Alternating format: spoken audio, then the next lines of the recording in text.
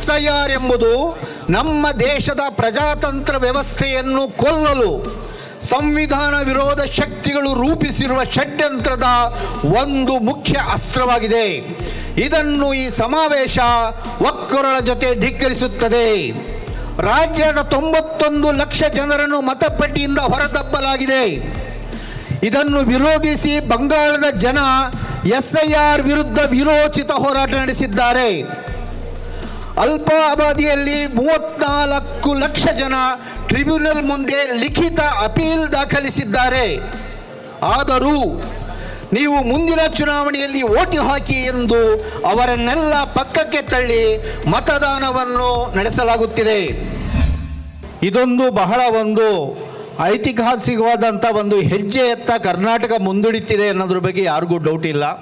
ಕೇಂದ್ರದಲ್ಲಿ ಅಧಿಕಾರಕ್ಕಿರುವ ಶಕ್ತಿಗಳು ಒಂದು ಅಶ್ವಮೇಧ ಯಾಗವನ್ನು ಪ್ರಾರಂಭ ಮಾಡಿದ್ದಾರೆ. ತಮ್ಮ ಕುದುರೆಯನ್ನು ಯಾರೂ ಹಿಡಿಯೋಕ್ಕಾಗಬಾರ್ದು. ಒಂದು ರಾಜ್ಯ ಆದಮೇಲೆ ಮತ್ತೊಂದು ರಾಜ್ಯ, ಮತ್ತೊಂದು ರಾಜ್ಯ ಆದಮೇಲೆ ಮತ್ತೊಂದು ರಾಜ್ಯ, ಸತ್ಯದ ಮಾರ್ಗದಲ್ಲೋ ಕುತಂತ್ರದ ಮಾರ್ಗದಲ್ಲೋ ಕಳ್ಳರ ಮಾರ್ಗದಲ್ಲೋ ಕ್ರಿಮಿನಲ್ ಮಾರ್ಗದಲ್ಲೋ ಆ ರಾಜ್ಯವನ್ನು ವಶಪಡಿಸ್ಕೋಬೇಕು ಅಂತ ತೀರ್ಮಾನ ಮಾಡ್ಕೊಂಡು ಹೊರಟಿದ್ದಾರೆ. 2024ರ ಚುನಾವಣೆಯ ನಂತರದಲ್ಲಿ 2024ರ ಚುನಾವಣೆಯಲ್ಲಿ ಆ ಶಕ್ತಿಗಳು ಸೋತವು ಅನ್ನೋದು ನಾವು ಜ್ಞಾಪಿಟ್ಕೋಬೇಕು. 79 ಕ್ಷೇತ್ರದಲ್ಲಿ ವೋಟ್ ಚೋರಿ ಮಾಡಿ ಮಾಡಬಾರದ ಅಪರಾಧಗಳನ್ನೆಲ್ಲ ಮಾಡಿದ್ರೂ ಕೂಡ ಅವರಿಗೆ ಅಧಿಕಾರಕ್ಕೆ ಬರಬೇಕಾದಂಥ 272 ಕೂಡ ಬರಲಿಲ್ಲ. ಸೋತಂಥವರು ಅವಕಾಶವಾದಿಗಳನ್ನು ಸೇರಿಸ್ಕೊಂಡು ದೊಡ್ಡ ಮಟ್ಟದ ಹಗರಣ ನಡೆಸಿ, ಓಟಿನ ಹಗರಣ ನಡೆಸಿ ಅಧಿಕಾರ ಹಿಡಿದರು. ಆದರೆ ಅದಾದ ನಂತರದಲ್ಲಿ ಅವರು ಪ್ರಜಾತಂತ್ರವನ್ನು ಅಪಹರಿಸಲಿಕ್ಕೆ ಬಹಳ ಆಕ್ರಮಣಕಾರಿ ರೀತಿಯಲ್ಲಿ ಒಂದಾದ ಮೇಲೆ ಒಂದು ಹೆಜ್ಜೆಗೆ ಹೋಗ್ತಿದ್ದಾರೆ. ಹಾಗಾಗಿ ಇದನ್ನು ಹಿಮ್ಮೆಟ್ಟಿಸೋದು ಹೇಗೆ ಅನ್ನೋ ಚಿಂತೆ ಇಡೀ ಭಾರತದ ಜಾತ್ಯತೀತ ಪಕ್ಷಗಳಿಗೆ ಮತ್ತು ಸಂಘಟನೆಗಳಿಗೆ ಎಲ್ಲರ ಮುಂದೆ ಸವಾಲಾಗಿದೆ. ಸೊ ಈ ಸವಾಲನ್ನು ಕರ್ನಾಟಕ ಕೈಗೆತ್ತಿಕೊಳ್ಬೇಕಾಗಿದೆ. ಈ ಅಶ್ವಮೇಧದ ಕುದುರೆಯನ್ನು ಕರ್ನಾಟಕದಲ್ಲಿ ನಾವು ಗೂಟಕ್ಕೆ ಕಟ್ತೀವಿ ಅನ್ನುವಂಥ ತೀರ್ಮಾನವನ್ನು ನಾವು ಈ ಸಮಾವೇಶದಲ್ಲಿ ನಾವು ಮಾಡಬೇಕಾಗಿದೆ. ಹಾಗಾಗೇ ಈ ಒಂದು ತುರ್ತು ಸಮಾವೇಶ ಅದು ಬಂಗಾಳ ಕಣ್ಮುಂದೆ ನಮ್ಮ ರಾಜಿಸ್ತಾ ಇದೆ. ಹಂಗಿರಬೇಕಾದ್ರೆ ನಾವು ಕರ್ನಾಟಕದಲ್ಲಿ ಇದಕ್ಕೆ ಅವಕಾಶ ಕೊಡಲ್ಲ ಅಂತ ನಿರ್ಣಯ. ಇದರ ಭಾಗವಾಗಿ ಬಹಳ ಖುಷಿಯ ವಿಚಾರ ಏನಪ್ಪ ಅಂದರೆ, ಮೊಟ್ಟ ಮೊದಲ ಬಾರಿಗೆ ಅಂಡರ್ಲೈನ್ ಮಾಡಿ ಹೇಳ್ತಿದ್ದೀನಿ, ಮೊಟ್ಟ ಮೊದಲ ಬಾರಿಗೆ ಕರ್ನಾಟಕದ ಸಮಸ್ತ ಅಂದರೆ ಪೂರ್ಣ ಸಮಸ್ತ ಎಲ್ಲ ರೈತ ಸಂಘಟನೆಗಳು, ಎಲ್ಲ ಕಾರ್ಮಿಕ ಸಂಘಟನೆಗಳು, ಎಲ್ಲ ದಲಿತ, ಮಹಿಳಾ, ಅಲ್ಪಸಂಖ್ಯಾತ ಪ್ರತಿಯೊಂದು ರೀತಿಯ ಸಂಘಟನೆಗಳು ಒಟ್ಟಿಗೆ ಸೇರಿ ಅದೇ ಸಂದರ್ಭದಲ್ಲಿ BJP JDS ಎರಡನ್ನು ಹೊರತುಪಡಿಸಿ ಮಿಕ್ಕಿದಂಥ ಎಲ್ಲ ಜಾತ್ಯತೀತ ಪಕ್ಷಗಳು, ಅದು ಕಾಂಗ್ರೆಸ್ ಇರ್ಬೋದು, ಆಮ್ ಆದ್ಮಿ ಪಾರ್ಟಿ ಇರ್ಬೋದು, SDPI ಇರ್ಬೋದು, ವೆಲ್ಫೇರ್ ಪಾರ್ಟಿ ಇರ್ಬೋದು, ಸರ್ವೋದಯ ಕರ್ನಾಟಕ ಇರ್ಬೋದು, ಎಲ್ಲ ಲೆಫ್ಟ್ ಪಕ್ಷಗಳು, CPI, CPM, CPI ML, CPM mass line, red star, ಪ್ರತಿಯೊಂದು ಪಕ್ಷವು ಎಷ್ಟು ಪಕ್ಷ ಇದೆ ಅಷ್ಟು ಪಕ್ಷಗಳು ನಾವು ಏಕ ವೇದಿಕೆ ಮೇಲೆ ಬಂದಿದ್ದೀವಿ ಇದಕ್ಕೆ ಅವಕಾಶ ಕೊಡಲ್ಲ ಅಂತ.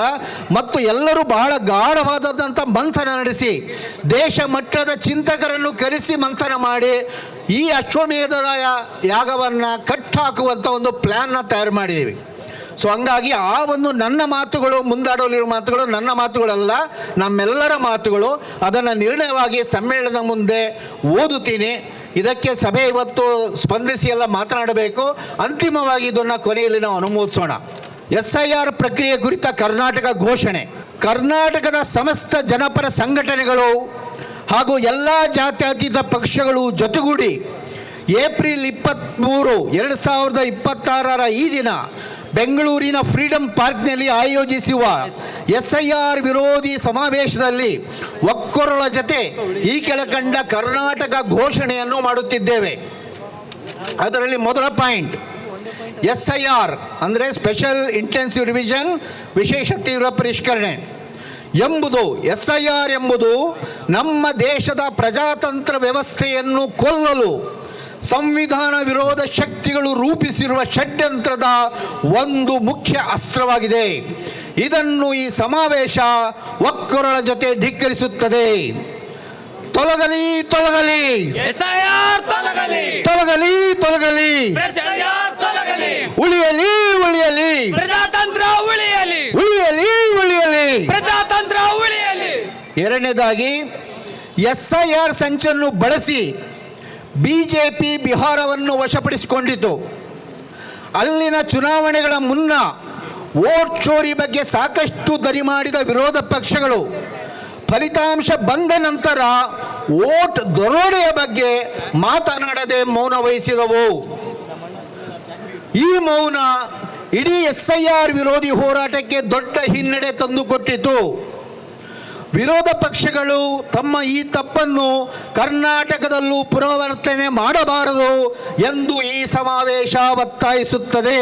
ಎಸ್ಐಆರ್ ವಿರುದ್ಧ ದೃಢ ಸಂಕಲ್ಪಕ್ಕೆ ಹೋರಾಡೋಣ, ಹೋರಾಡೋಣ ಹೋರಾಡೋಣ ಎಸ್ಐಆರ್ ವಿರುದ್ಧ ದೃಢ ಸಂಕಲ್ಪಕ್ಕೆ ಹೋರಾಡೋಣ. ಹೋರಾಡೋಣ ಹೋರಾಡೋಣ.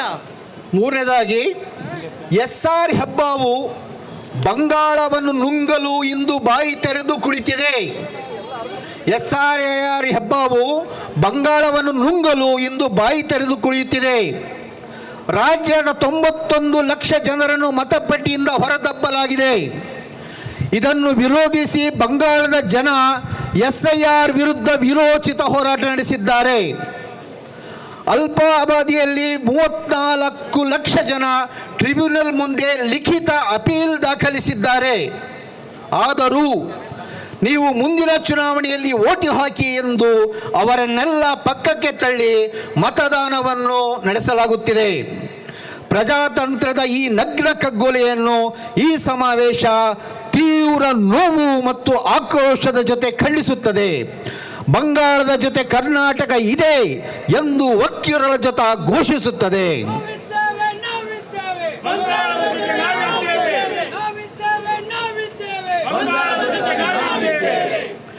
SIR ಪ್ರಕ್ರಿಯೆ ಈಗಾಗಲೇ 13 ರಾಜ್ಯಗಳ 6.5 ಕೋಟಿ ಜನರ ಮತದಾನದ ಹಕ್ಕನ್ನು ಕಸಿದುಕೊಂಡಿದೆ.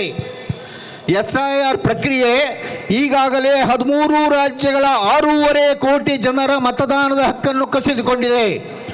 ಕರ್ನಾಟಕವನ್ನು ಒಳಗೊಂಡಂತೆ ಮಿಕ್ಕ ರಾಜ್ಯಗಳಲ್ಲಿ SIR ಪ್ರಕ್ರಿಯೆಯನ್ನು ಪ್ರಾರಂಭಿಸಲು ಹೊರಟಿದೆ. ಇದುವರೆಗೆ ನಡೆದಿರುವ ಪ್ರಕ್ರಿಯೆಯಲ್ಲಿ SIR ಮಾಡಿರುವ ಅನಾಹುತಗಳ ಸಮಗ್ರ ಅವಲೋಕನವಾಗದೆ ಇದುವರೆಗೆ ನಡೆದಿರುವ ಪ್ರಕ್ರಿಯೆಯಲ್ಲಿ SIR ಮಾಡಿರುವ ಅನಾಹುತಗಳ ಸಮಗ್ರ ಅವಲೋಕನವಾಗದೆ ನ್ಯಾಯಾಲಯದಲ್ಲಿ ನಡೆಯುತ್ತಿರುವ ವಿಚಾರಣೆ ಮುಕ್ತಾಯಗೊಳ್ಳದೆ ಕರ್ನಾಟಕ ಮತ್ತು ಇತರೆ ರಾಜ್ಯಗಳಲ್ಲಿಯೂ SIR ಅನ್ನು ಜಾರಿಗೆ ತರಬಾರದು ಎಂದು ಈ ಸಮಾವೇಶ ಒತ್ತಾಯಿಸುತ್ತದೆ.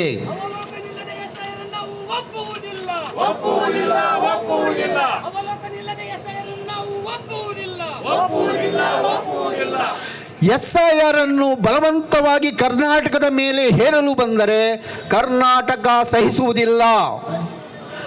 ಅಂಬೇಡ್ಕರ್ ಮತ್ತು ಸಂವಿಧಾನ ನೀಡಿದ ಸಾರ್ವತ್ರಿಕ ಮತದಾನದ ಹಕ್ಕನ್ನು ಕಸಿದುಕೊಳ್ಳಲು ಬಿಡುವುದಿಲ್ಲ.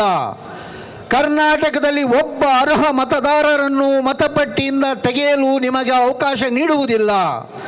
ರಾಜ್ಯದಲ್ಲಿ ಎಷ್ಟು ಜನ ವಯಸ್ಕ ಮತದಾರರಿದ್ದಾರೋ ಅಷ್ಟೂ ಜನರು ಮತದಾರರ ಪಟ್ಟಿಯಲ್ಲಿ ಇರಬೇಕು. ಅಂಡರ್ಲೈನ್ ನೋಡ್ಕೊಳ್ಳಿ. ರಾಜ್ಯದಲ್ಲಿ ಎಷ್ಟು ಜನ ವಯಸ್ಕ ಮತದಾರರಿದ್ದಾರೋ ಅಷ್ಟೂ ಜನರು ಮತದಾರರ ಪಟ್ಟಿಯಲ್ಲಿ ಇರಬೇಕು. ಇಲ್ಲದೆ ಹೊರಗುಳಿದರೆ ಅಥವಾ ಇಲ್ಲದೆ ಕೆಲವರನ್ನು ಹೊರಗುಳಿಸಿದರೆ ಅವರು ನುಸುಳುಕೋರರು ಎಂಬುದನ್ನು ನೀವೇ ಸಾಬೀತುಪಡಿಸಬೇಕು. ನೀವು ಯಾರಾದರನ್ನು ಈ ಮತಪಟ್ಟಿಯಿಂದ ಹೊರಗಿಟ್ಟರೆ ಅವರು ನುಸುಳುಕೋರರು ಎಂಬುದನ್ನು ನೀವೇ ಸಾಬೀತುಪಡಿಸಬೇಕು. ನೀವು ಸಾಬೀತು ಮಾಡಬೇಕು ಅಥವಾ ಅವ್ರನ್ನ ವೋಟರ್ ಲಿಸ್ಟಲ್ಲಿ ಇಡಬೇಕು. ಎರಡೇ ದಾರಿ ಅಂತ ನಾವು ಕೇಳ್ತಾ ಇದ್ದೀವಿ. ಒಂದು ಓಟನ್ನು ಬಿಡುವುದಿಲ್ಲ, ನಿಮ್ಮ ಆಟ ನಡೆಯೋದಿಲ್ಲ. ಒಂದು ಓಟನ್ನು ಬಿಡುವುದಿಲ್ಲ, ನಿಮ್ಮ ಆಟ ನಡೆಯೋದಿಲ್ಲ. ಒಂದು ಓಟನ್ನು ಬಿಡುವುದಿಲ್ಲ, ನಿಮ್ಮ ಆಟ ನಡೆಯೋದಿಲ್ಲ.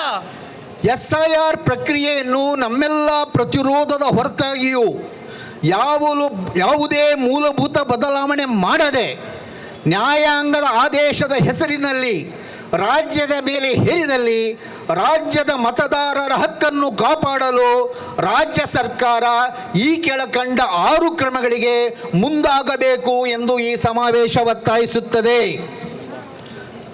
ಆಳುವ ಕಾಂಗ್ರೆಸ್ ಪಕ್ಷದ ಮುಖಂಡರ ಗಮನವು ವಿಶೇಷವಾಗಿ ಇದಕ್ಕೆ ಗಮನಿಸಬೇಕು ಅಂತ ಕೇಳ್ಕೊಳ್ತಾ ಇದ್ದೀನಿ.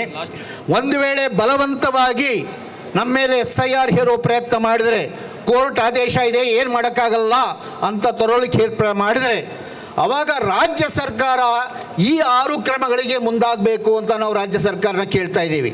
ಒಂದು, ವಿಧಾನಸಭಾ ಹಾಗೂ ರಾಜ್ಯಸಭಾ ಚುನಾವಣೆಗಳು ಇರುವುದರಿಂದ, ವಿಧಾನಸಭಾ ಹಾಗೂ ಲೋಕಸಭಾ ಚುನಾವಣೆಗಳು ದೂರವಿರುವುದರಿಂದ ಕರ್ನಾಟಕದಲ್ಲಿ ಗಡಿಬಿಡಿಯ SIR ನಡೆಸಬಾರದು.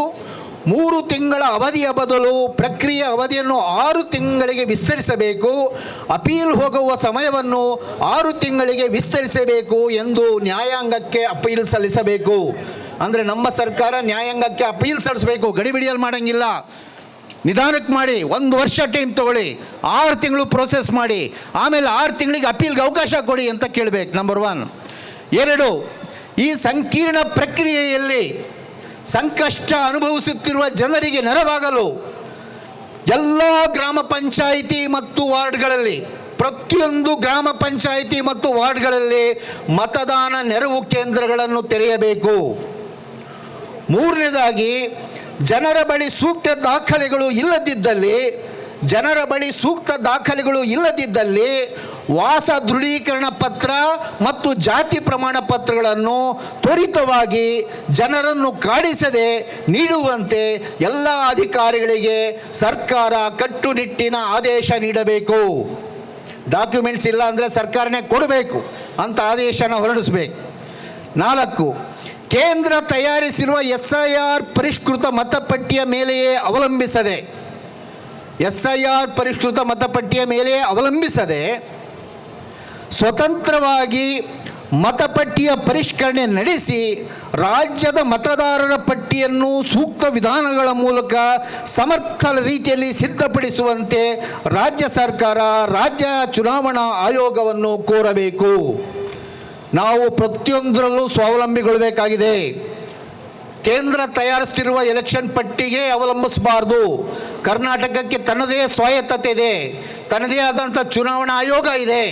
ಆ ರಾಜ್ಯ ಚುನಾವಣಾ ಆಯೋಗದ ಮೂಲಕ ರಾಜ್ಯದ ಪಟ್ಟಿಯನ್ನು, ಪಕ್ಕಾ ಪಟ್ಟಿಯನ್ನು ನಾವು ತಯಾರಿಸ್ಕೋಬೇಕು. 5ನೇದು, ಕೊನೆಯದಾಗಿ ಮತ್ತು ಬಹಳ ಮುಖ್ಯವಾಗಿ ಚುನಾವಣಾ ಆಯೋಗದ ಮ್ಯಾನ್ಯುಯಲ್ನಲ್ಲೇ ಇರುವಂತೆ, ಚುನಾವಣಾ ಆಯೋಗದ ಮ್ಯಾನ್ಯುಯಲ್ನಲ್ಲೇ ಇರುವಂತೆ ಕರಡು ಪಟ್ಟಿ ತಯಾರಾದ ನಂತರ ಕರಡನ್ನು ಗ್ರಾಮ ಸಭೆ ಹಾಗೂ ವಾರ್ಡ್ ಸಭೆಗಳನ್ನು ಕರೆದು ಕರಡನ್ನು ಎಲ್ಲರ ಸಮ್ಮುಖದಲ್ಲಿ ಮಂಡಿಸಿ ಸಾರ್ವಜನಿಕವಾಗಿ ತಿದ್ದುಪಡಿಗಳ ಪರಿಶೀಲನೆ ನಡೆಸಿ ಪಟ್ಟಿಯನ್ನು ಅಂತಿಮಗೊಳಿಸಬೇಕು. ಮೊದಲು ಒಂದು ಡ್ರಾಫ್ಟ್ ಲಿಸ್ಟ್ ಅಂತ ಬರುತ್ತೆ, ಆಮೇಲೆ ಫೈನಲ್ ಲಿಸ್ಟ್ ಬರುತ್ತೆ. ಡ್ರಾಫ್ಟ್ ಲಿಸ್ಟ್ ಬಂದ ಮೇಲೆ ರಾಜ್ಯದ ಎಲ್ಲ ಗ್ರಾಮ ಸಭೆಗಳನ್ನು, ವಾರ್ಡ್ ಸಭೆಗಳನ್ನು ಕರಿಬೇಕು. ಆ ಗ್ರಾಮಿಕ ಸಭೆಗಳು ಮತ್ತು ವಾರ್ಡ್ಗೆ ಸಂಬಂಧ ವೋಟರ್ ಲಿಸ್ಟ್ಗಳನ್ನು ಜನರ ಮುಂದೆ ಬಹಿರಂಗವಾಗಿ ಇಟ್ಟು ಜನರ ಸಮಕ್ಷದಲ್ಲಿ ಅದಕ್ಕಿರುವಂಥ ಕೂಡು ಕಳಿ ಅದರ ಪರಿಷ್ಕರಣೆ ನಡಿಬೇಕು. ಫೀಲ್ಡ್ ಟೆಸ್ಟ್ ಆಗಬೇಕು, ಸಾರಾಂಶದಲ್ಲಿ ಫೀಲ್ಡ್ ಟೆಸ್ಟ್ ಆಗಬೇಕು. ಇದಕ್ಕೆ ರೆಫರೆನ್ಸ್ ನಂಬರು ಹಾಕಿದ್ದೀವಿ. Election commission manual so page, so paragraph ಇದರ ಒಳಗಿದೆ. ಎಲ್ಲರೂ ಕೂಡ ಮೀಡಿಯಾದವರು ಅದನ್ನು ಗಮನಿಸ್ಬೋದು. ನಾವು ಹೊಸದಾಗೇನು ಕೇಳ್ತಿಲ್ಲ, ಎಲೆಕ್ಷನ್ ಕಮಿಷನ್ ಮ್ಯಾನ್ಯುಯಲ್ ಇರೋದನ್ನು ಜಾರಿ ಮಾಡಬೇಕು ಎಂದು ಕೇಂದ್ರ ಚುನಾವಣಾ ಆಯೋಗ ಮತ್ತು ರಾಜ್ಯ ಚುನಾವಣಾ ಆಯೋಗ ಎರಡನ್ನೂ ಬಲವಂತವಾಗಿ ಒತ್ತಾಯಿಸಬೇಕು. ಇದನ್ನು ನಾವು ಮಾತ್ರ ಅಲ್ಲ, ಸರ್ಕಾರನೂ ಮಾಡಬೇಕು. ಇಷ್ಟು 5 ಅಂಶಗಳನ್ನು ರಾಜ್ಯ ಸರ್ಕಾರದ ಮುಂದೆ ಈ ಸಮಾವೇಶ ಇಡ್ತಾ ಇದೆ.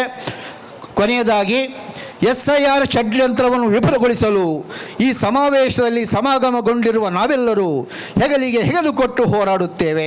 ನಮ್ಮ ಯಾವ ಆಗ್ರಹಗಳಿಗೂ ಕಿವಿಗೊಡದೆ ಬಲವಂತವಾಗಿ ಅಕ್ರಮವಾಗಿ ನಮ್ಮ ರಾಜ್ಯದ ಜನರ ಸಂವಿಧಾನಿಕ ಹಕ್ಕನ್ನು ಕಸಿದುಕೊಂಡಿತ್ತೇ ಆದಲ್ಲಿ ಬೀದಿಗಳನ್ನು ನಮ್ಮದಾಗಿಸಿಕೊಳ್ಳುವ ನಮ್ಮ ಹಕ್ಕನ್ನು ನಾವು ಚಲಾಯಿಸುತ್ತೇವೆ ಎಂಬ ಎಚ್ಚರಿಕೆಯನ್ನು ಕೇಂದ್ರ ಸರ್ಕಾರಕ್ಕೆ ಈ ಸಮಾವೇಶದ ಮೂಲಕ ರವಾನಿಸುತ್ತಿದ್ದೇವೆ.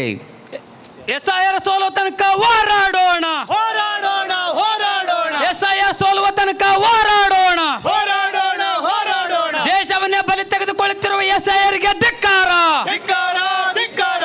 ಧನ್ಯವಾದಗಳು. ಮತ್ತಷ್ಟು ವಿಶೇಷ ವಿಡಿಯೋಗಳನ್ನು ನೋಡಲು ಮತ್ತು ಹೊಸ ವಿಡಿಯೋಗಳ ಬಗ್ಗೆ ತಿಳಿಯಲು ಈ ದಿನ .com ಯೂಟ್ಯೂಬ್ ಚಾನೆಲ್ ಸಬ್ಸ್ಕ್ರೈಬ್ ಮಾಡಿ ಮತ್ತು ಬೆಲ್ ಐಕಾನ್ ಕ್ಲಿಕ್ ಮಾಡಿ.